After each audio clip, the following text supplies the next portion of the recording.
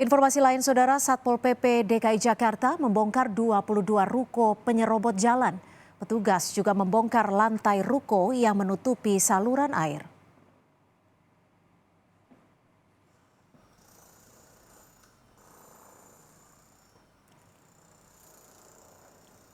Sederet ruko yang memakan badan jalan di kawasan Jalan Niaga, Pluit, Jakarta Utara dibongkar Satpol PP DKI.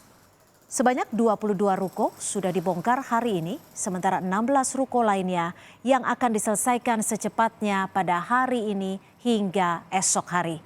Pembongkaran tidak hanya dilakukan bagian arena bawah ruko yang menutupi saluran air, tetapi atap ruko yang dinilai tidak sesuai dengan izin dan aturan yang berlaku.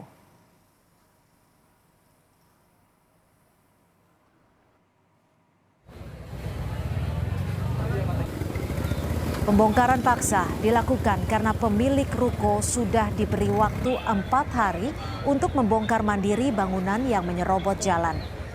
Pemkot Jakarta Utara sebelumnya sudah mengeluarkan imbauan untuk pemilik agar membongkar beton yang mengambil bahu jalan. Namun hingga batas waktu yang ditentukan baru ada 4 ruko yang membongkar secara mandiri. Ya sama lah, kalau lu ini nggak dikupas kanan kiri awal doang yang ini tergantung.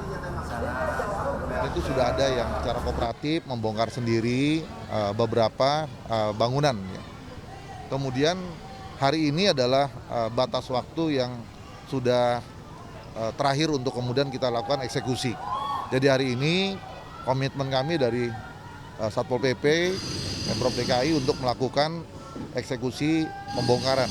Ya, pembongkaran di sini maksudnya untuk refungsi, mengembalikan semua fungsi yang ada, fungsi jalan, fungsi saluran, fungsi bangunan sesuai dengan ketentuan yang ada.